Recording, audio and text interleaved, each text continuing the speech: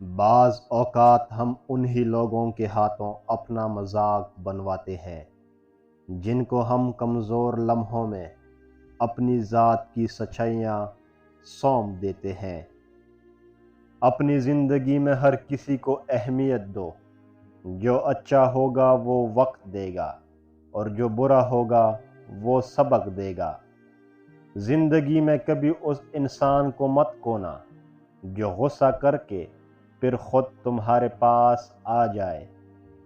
جب اعتبار اڑ جائے تب اگلا بندہ قسم کھائے یا زہر، کوئی فرق نہیں پڑتا۔ ہاتھ سے ہاتھ چھڑانا ہی ضروری تو نہیں، ساتھ رہ کر بھی کئی لوگ بچھڑ جاتے ہیں۔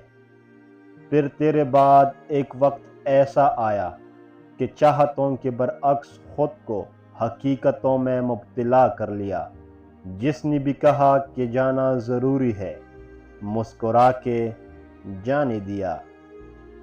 عادتوں کی طاقت کا اندازہ اس وقت ہوتا ہے جب انہیں چھوڑنے کی کوشش کی جاتی ہے۔ رشتے بنانے سے پہلے رشتوں کا تقدس سیکھیے۔ باتیں بنانے کے لیے الفاظ تو بہت سارے میسر ہوتے ہیں، کردار بنانے کے لیے اعمال درکار ہوتے ہیں۔ جو لوگ حقیقت قبول کر لیتے ہیں انہیں ہمدردی کی ضرورت نہیں رہتی۔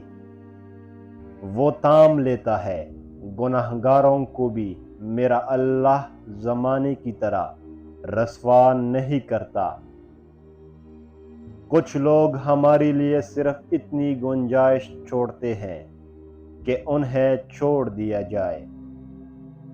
تعلقات کی بنیاد احساس ہے، اور احساس ہمیشہ وہی کرتا ہے جو خود غرض نہیں ہوتا۔